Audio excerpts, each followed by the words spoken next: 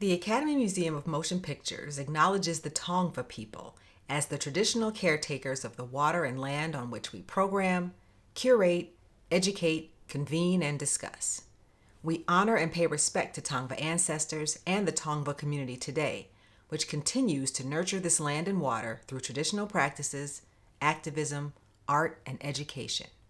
We also acknowledge their continued work to safeguard cultural resources.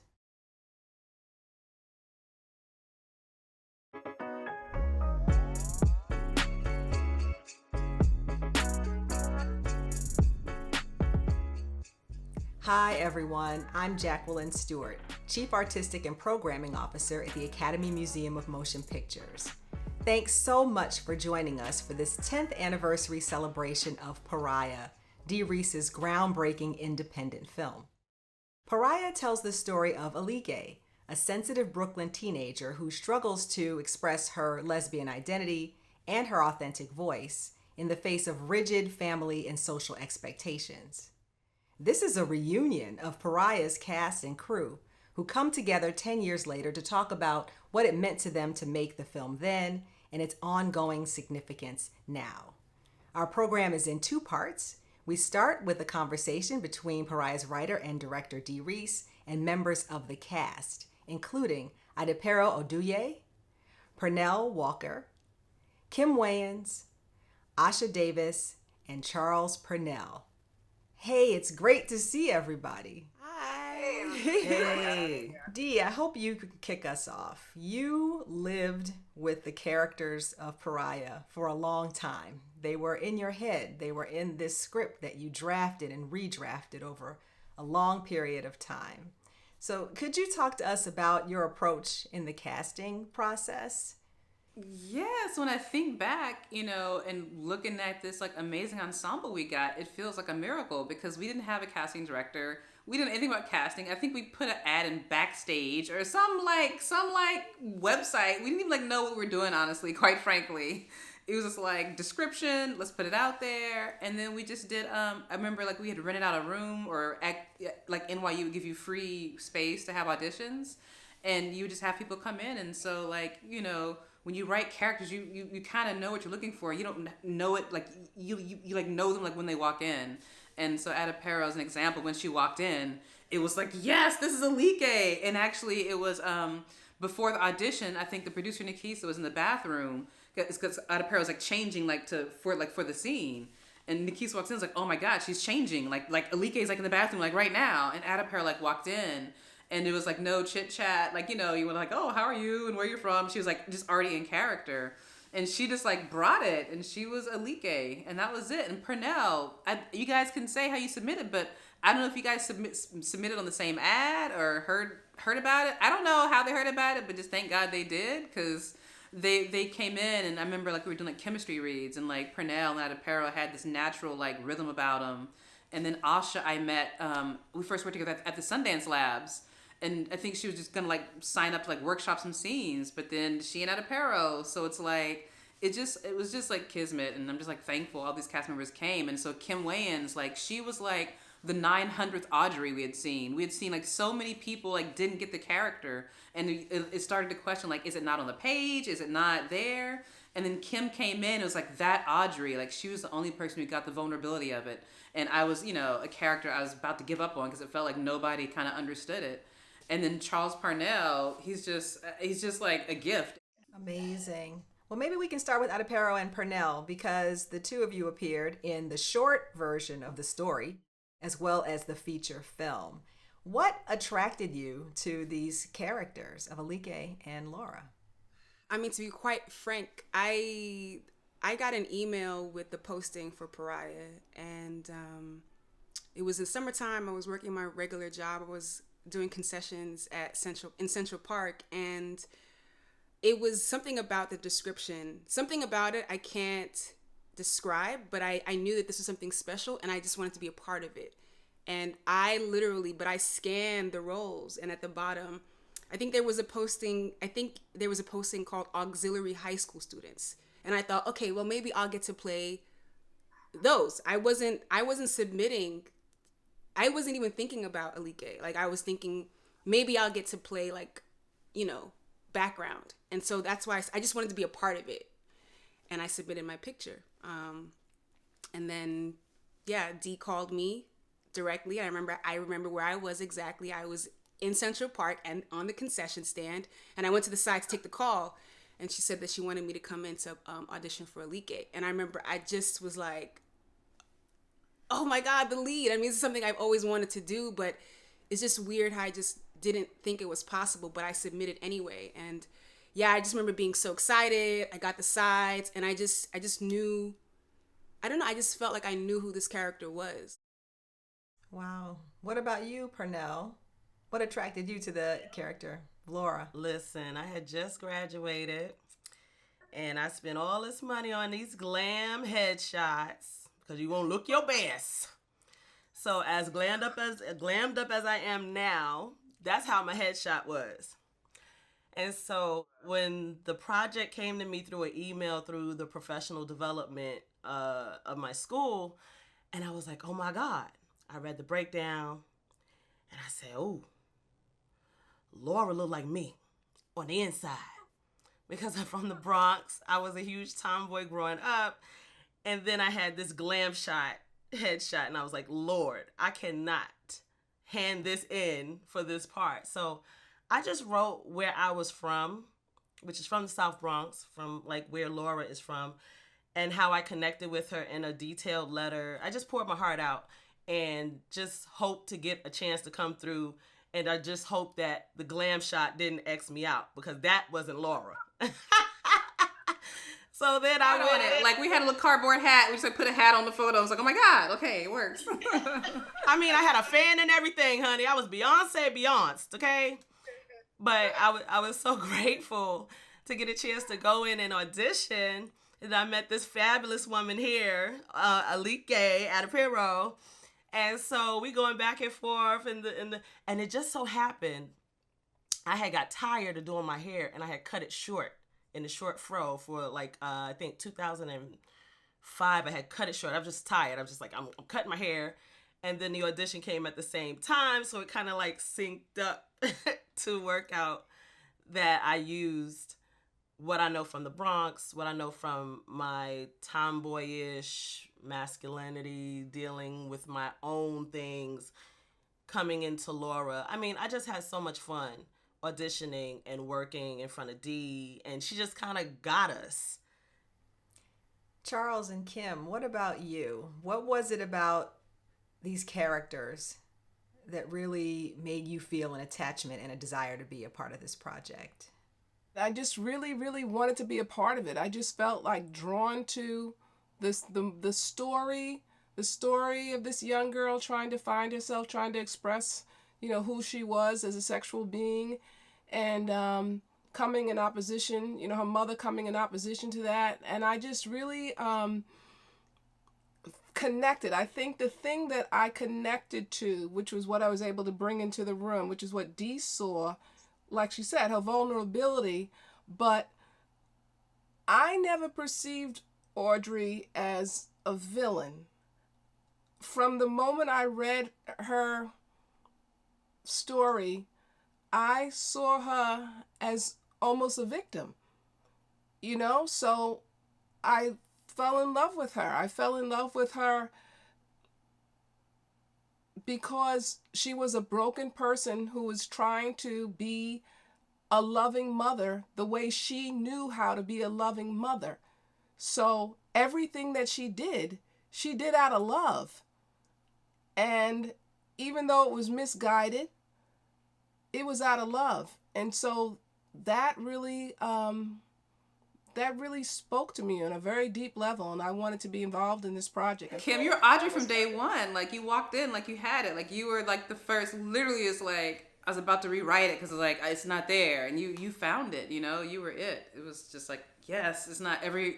A lot of actors give me like standard angry black mama number 3, and I was like, no, this is Audrey. Like, this is something different, and like you found it and you brought it, and I was like, oh God, okay, she's there.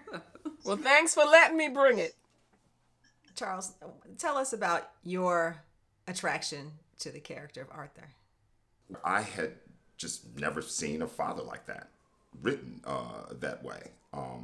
And and that made me want to play him because he was unique, and it was the pull between something he didn't abide by, or I'll even say couldn't abide by, but his faithfulness to his daughter, and those things. I loved how that looked on the page and how I thought it was going to turn out on the screen. And also thinking of it now, everyone in the film, whatever problem they have, instead of going away, we dig in. Everybody digs into what they're trying to get through. And so it just came through on the page to me. Ironically, I read for D in LA. And I had just moved from Brooklyn a year and a half before, and where we ended up shooting was 3 blocks from where I used to live in Brooklyn. So I slept on my niece's futon and walked to work every day once we started shooting. Adepero, what was it like for you to return to the role and to have all that time that Dee is talking about to layer your character and your relationship with Laura's character? The first thing I felt was like, I was excited, but I was just like, I don't know what that, I'm gripping my heart, that thing of like, you know, and I think when I did the short, it was, I was completely, it was fresh, it was new. And the thing that I was worried about was what, you know, time has passed. Can I do what I did, but also bring something new? It's going deeper. And, you know, can I do this? Can I move past beyond a 27 minute short into a feature? Can I do that? And I think I sent Dee a long email. I remember that. I just like, blah! I was just like, I don't, you know, I didn't even know what I said, but, you know, and that's the thing. Dee from day one from the short, made herself available. She said, listen, if you have any questions, anything at all, like, I'm available to you. And so I just, you know, got on with, you know, I was able to get it out so I can, you know, get to the next step of preparing for the feature. Pernell, for you, was this a period in which you felt that you were also able to stay connected to this character and this story and this project and this community? I'm so grateful for the first steps of the foundation of the short, because the writing, as Charles Purnell pointed out, was so phenomenal that you could sink your teeth in and know that you're rooted in something real, that you're rooted in layers, that you're rooted in your deepest self to go forward. Such a really beautiful foundation, even with me and wonderful Addie working together and building upon the relationship and the partnership of these friends, that they go through their dynamics, going back, going forth, and having Laura deal with her own issues. I just felt like this short was so strong as a short that whatever you added to lengthen the feature, it was just going to be well seasoned, honey. Those greens was well seasoned. I just sopped it up. I think the thing that I learned from Dee is that it's not about the lines, it's about the relationships. And what she did was she gave us exercises that were going to be way more, you know, pertinent to the process than just, you know,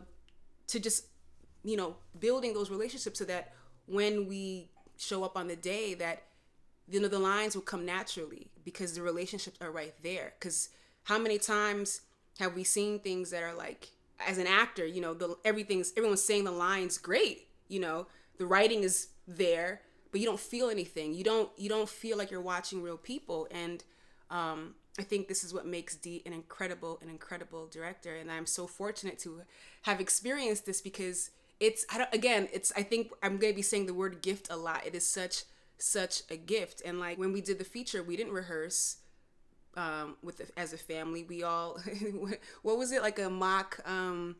No, it wasn't mock. It was a real therapist. It wasn't nothing mock about it. Actually, the way I remember it is our very first rehearsal as a full cast.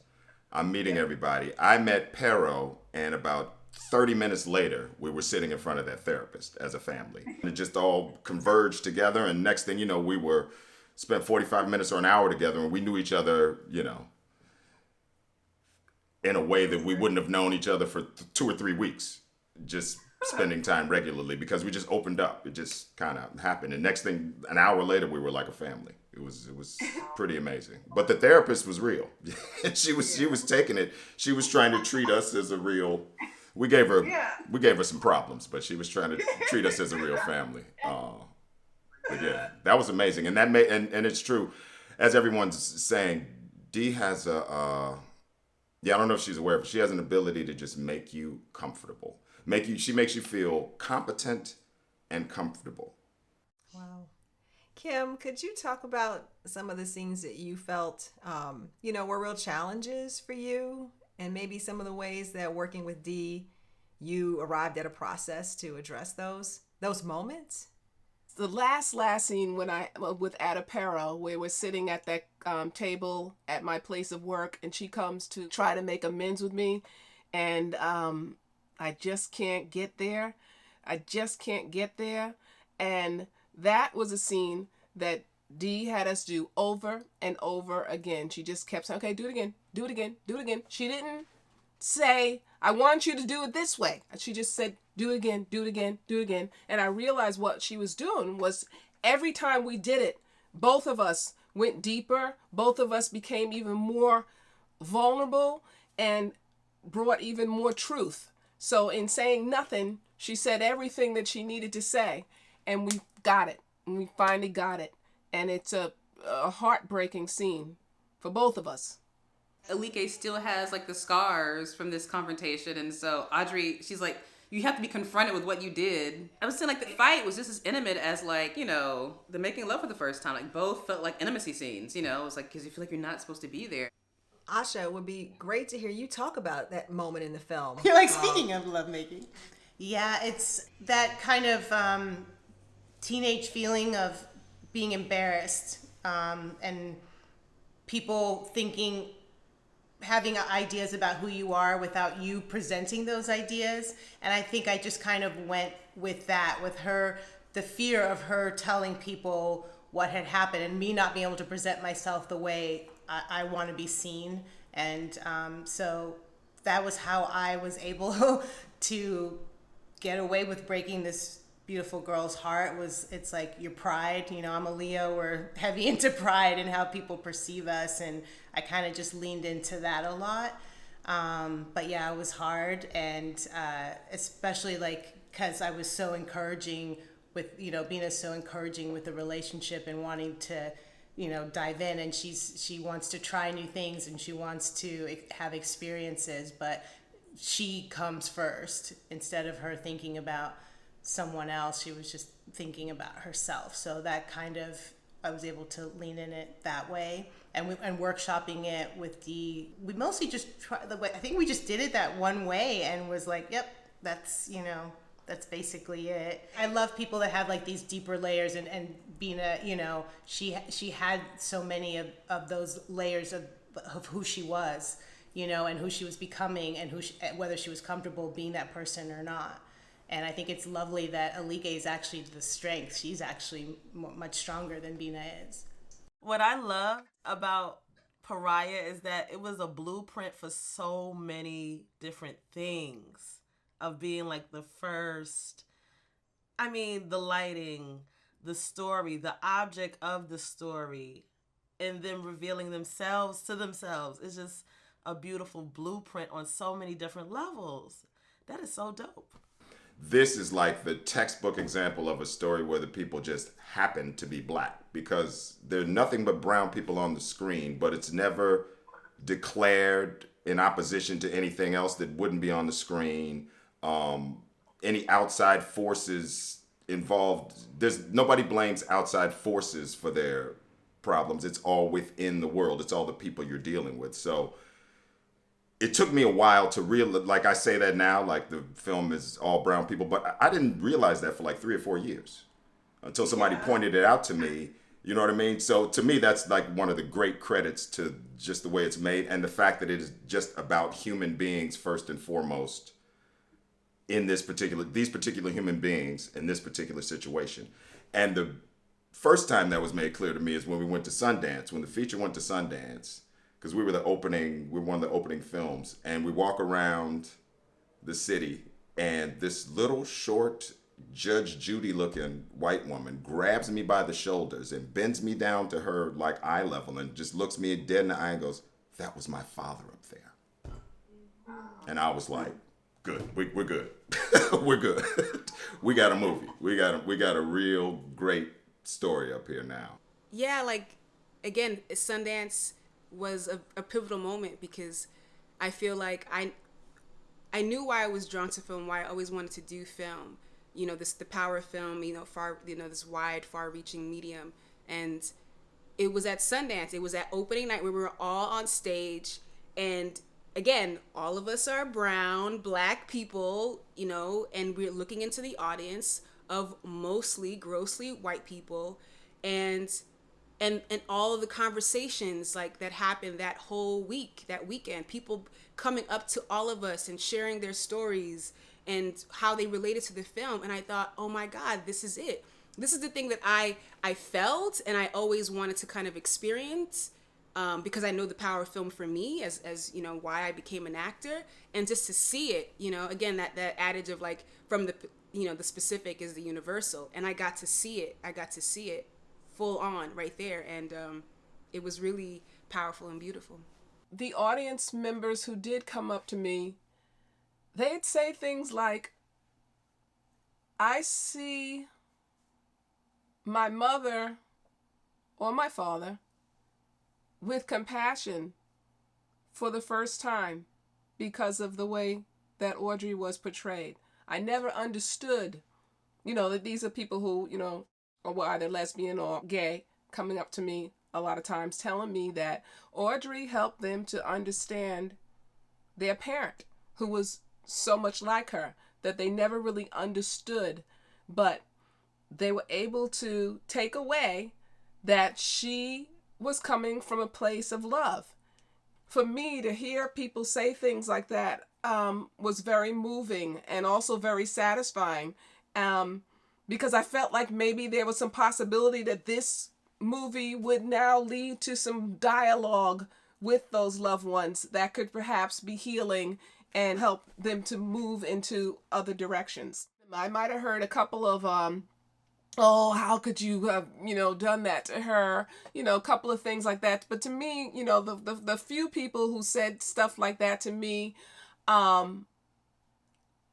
it's what lens you're looking through. What lens are you looking through when you come up to me and say that you cannot see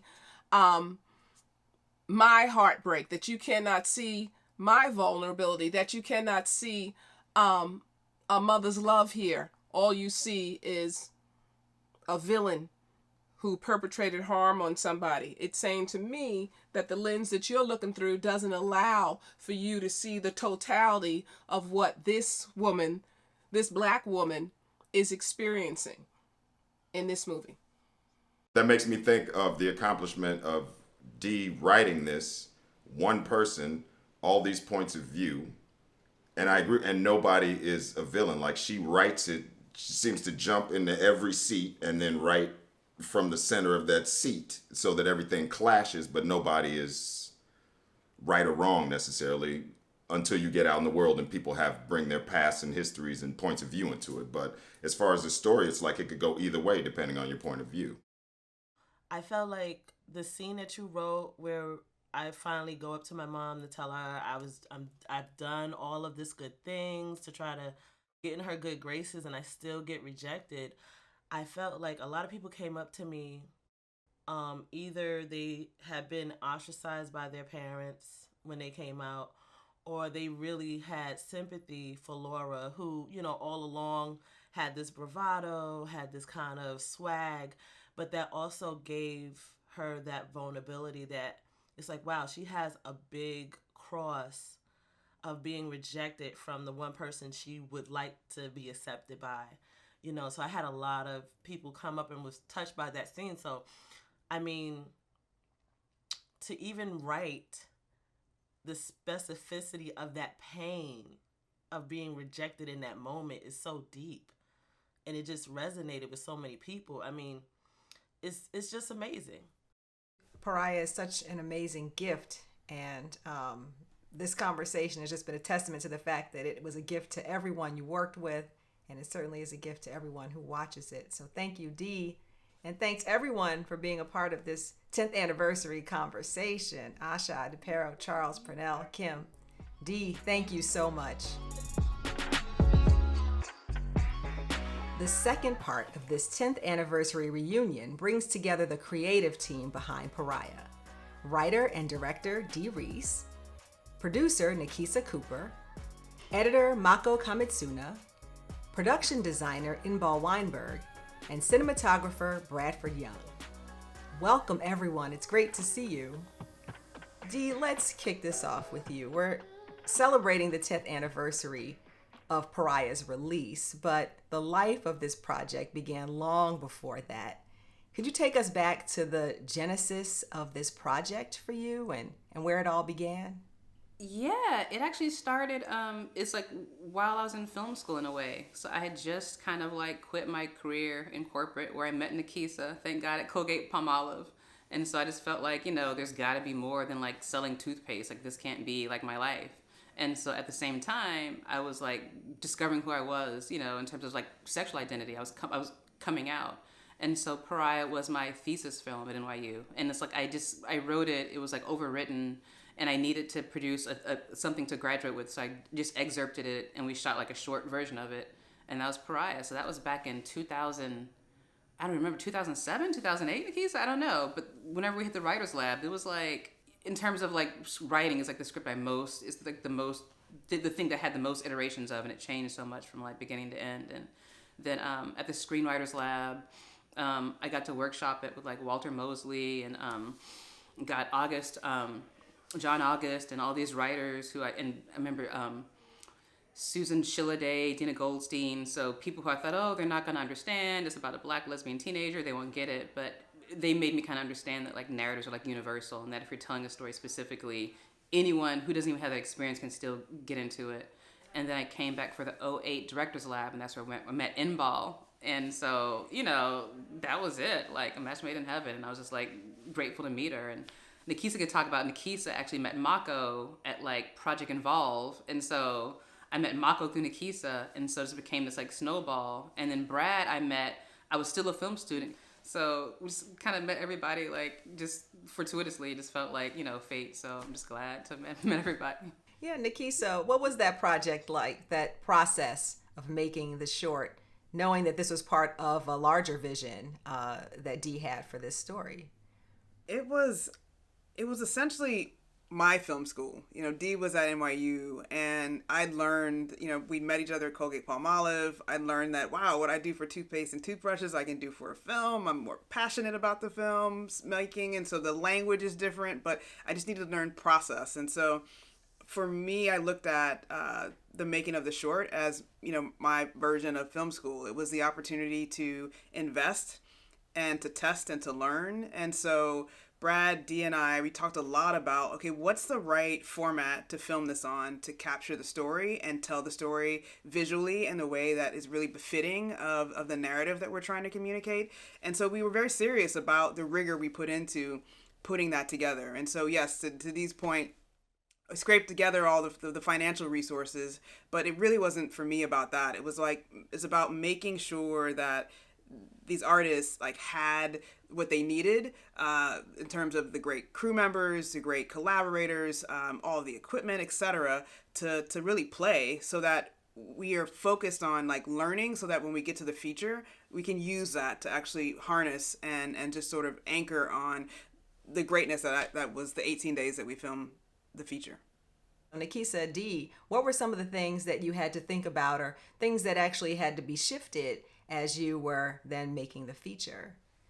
It was funny. The things I was most worried about was the integrity in front of the camera. And so as we tried to fundraise for the feature, we got a lot of pressure to recast, or to even can Laura be white? Or, can Laura be, the stuff people would say to make it palatable was incredible. And so there's a lot of pressure to recast or to cast older or to cast younger. And for me, it's like, it's got to be Ada Pero. Like, that's the thing, you know. And then Asha Davis, I had met actually through the labs. And so she'd workshopped Bina at the labs. And it's like, she's got to be Bina.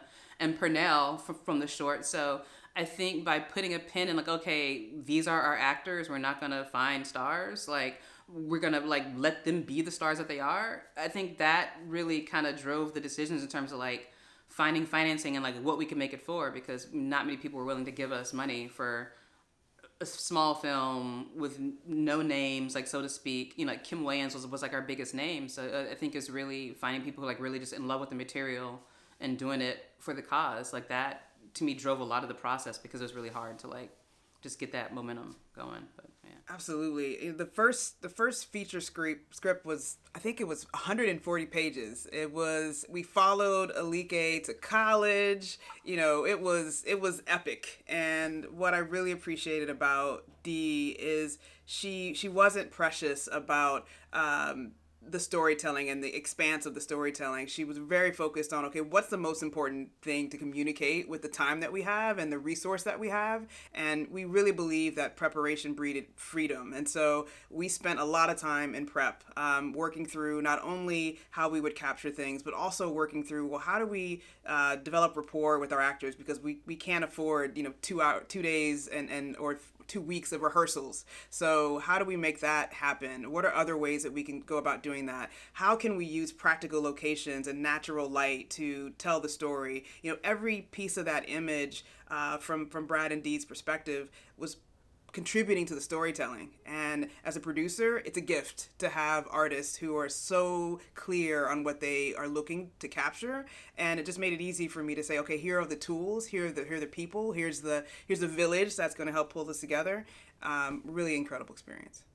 Inbal, what do you recall about those first conversations about what Pariah should look like? I think my first memory of Dee is on the first day of Sundance. Like, you meet with every one of the fellows, and Dee came in with, like, lists of props, super specific for each character.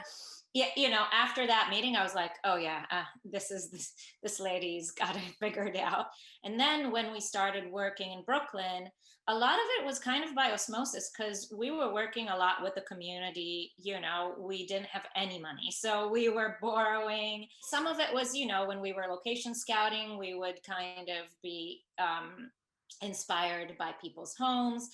A lot of it was in research. And then I also think that having the short visually was very helpful, because the look of the short is really specific. So in terms of Bradford's work, we already had something to go by. So Bradford, how did you enter into these early conversations about the look of Pariah? And since you had shot the short as well, maybe you could take us back to the kinds of things you and Dee were discussing in terms of lighting and in terms of the look that you were going for. It's rare, you know what I mean? It's rare, like, as a cinematographer, to be blessed to work with, like, a director who's so visual, And, it was great about Dee and I feel like we were learning together. We were coming up together. We both had been to film school. We were, like, just kind of fresh out of film school, or just kind of emerging out of film school. We were trying to find our voice. We felt there was a safe space for us to develop visual language. We weren't guarded. We didn't feel like we had to, like, prove anything to anybody, because we were just babies, And so we set off on this journey to really design the color, like the color as a character in the film, because color in the film is actually a manifestation of the character. We had to all collaborate on how the story of light, the story of texture, and how we could support Dee's vision. We had to show some ingenuity, and it was beautiful.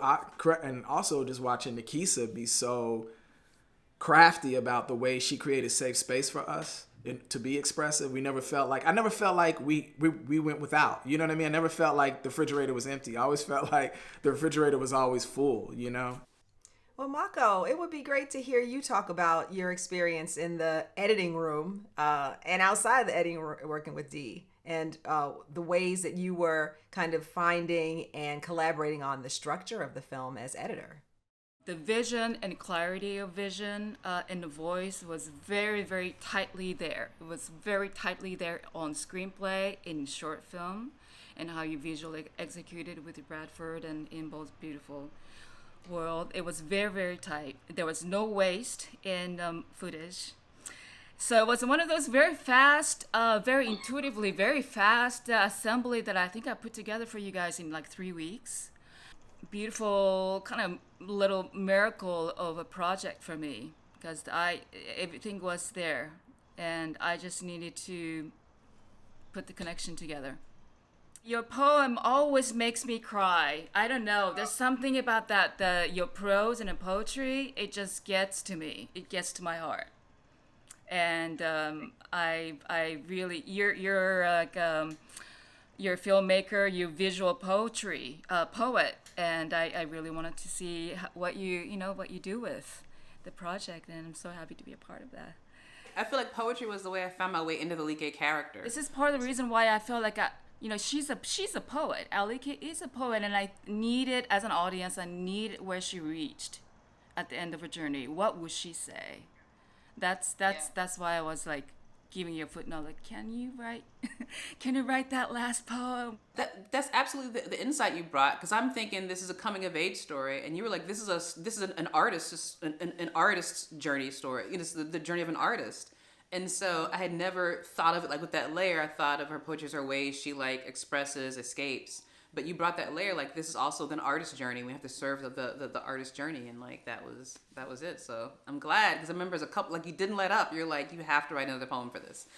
It was definitely a testament to your leadership, though. You know, you had such clarity of vision, clarity of spirit, but you welcomed us all in to the storytelling and to the process. And so iron sharpened iron, and we were able to lift the narrative. So it's really, really, truly, it's rare you meet artists that, have that clarity of vision, but also will welcome others into process. Such an incredible leadership trait.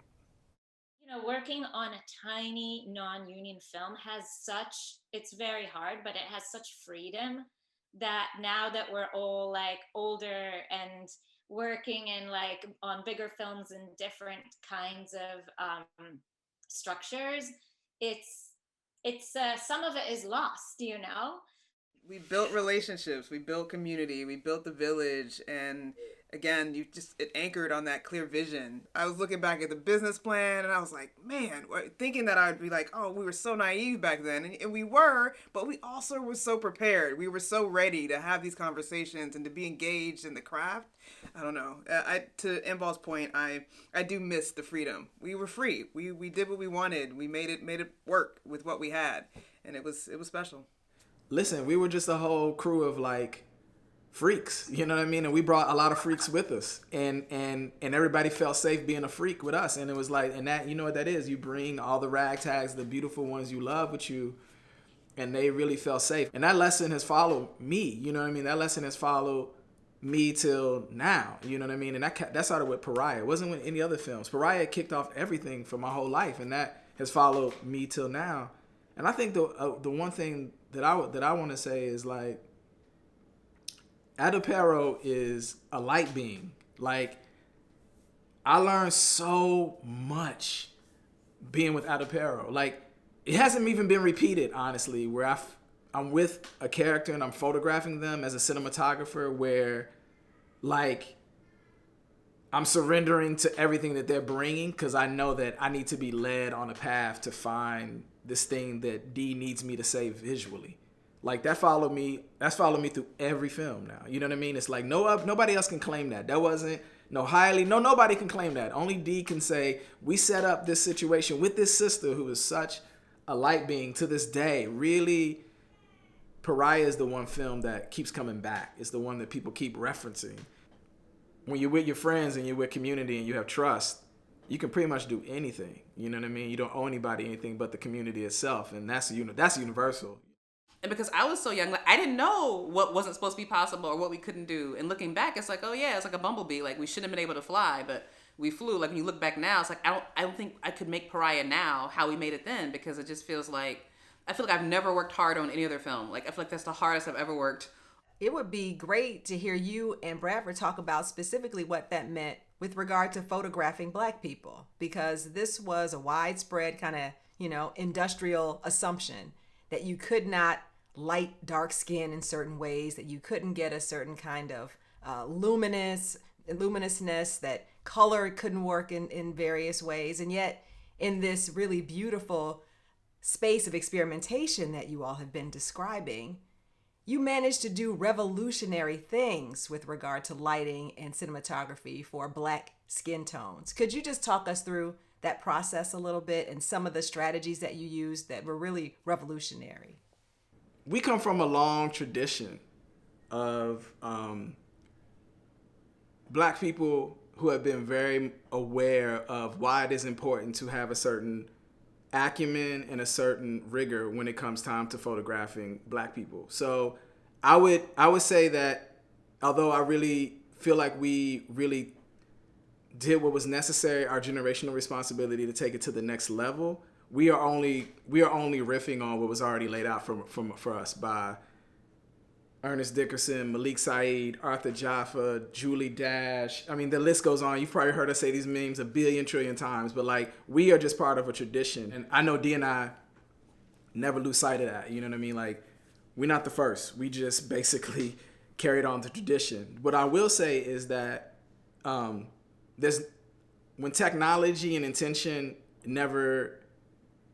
those crossroads happen based on the time that you're in. So when technology and storytelling and time meet one another, that is special. That is not repeatable. That is not something that could be a boilerplate thing. So we were able to take advantage of just small footprints. And on top of it, we had a visionary director. And I think we benefited from having the confidence that it could happen because we had seen Belly. It was a reference. We've seen Malcolm X. We have seen School Days. We've seen all these films that really informed not necessarily for this film in particular, but formed our understanding of what's essentially all of these pieces of technology have a bias. Some of them have intentional biases. Some of them have unintentional biases. But whatever it is, it never worked out for Black people. So we knew that we had to figure out a way to get within the bias to find our sweet spot. And that's where we're free. We were free because we don't owe nobody nothing.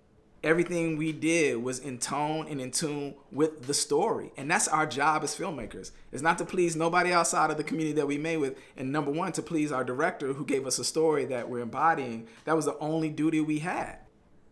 I would love to hear from you and everyone what you think about the legacy of the film now and the ways that it has had a broader impact, not just like on your own creative practices, but on other filmmakers and cultural conversations about independent film and about bringing these kinds of stories to life. The tenderness and the love. I think that I've never seen film with so much care and understanding, and coming from that from the heart. Dee knows the world. Dee knows these girls. This is why I think it's very, very special, and I think it's still valid. And you don't have to be a lesbian or a part of that community to understand the sense of loneliness. That's a very universal sentiment that I think it's very poignant and resilient voice. Whenever I think of Pariah, I always think of this kind of impromptu rap party that we had in the basement. That was our set. I so vividly remember looking around, and as Bradford mentioned, it was a kind of a ragtag crew, and there are a lot of people there, actors, our crew, and that a lot of these people are from disenfranchised backgrounds and communities, and I felt like it was their story, and I felt extremely honored to have been welcomed into that space. And I thought that was such a strong feeling for me. I really felt so honored, and it's like I had first row seats to seeing people express themselves, a community being able to find a voice, and what it does to people around. I mean, I think the most fulfilling thing for me, honestly, is when somebody could still, when people from my community, like queer community people, tell me that this film meant a lot to them, or this film enabled them to come out or to bridge, with their families, because I thought it could do that, but I thought okay, maybe it won't work for my family, but maybe somebody else's family. But to feel that it lives on and still does that, that's like the most fulfilling and still surprising, because it feels like, oh, it still matters, like it's still out there. But just the fact that it continues to be seen and is serving like the need it was kind of built to do, it just, is meaningful to me. Well, I want to thank all of you for joining us today to reflect on making this film, your experiences at the time, but also what the film continues to mean to people today, especially Black and queer communities. Thank you so much. Thank you. Thank you. Thank you. Thanks so much for joining us, and be sure to check out more virtual programming from the Academy Museum.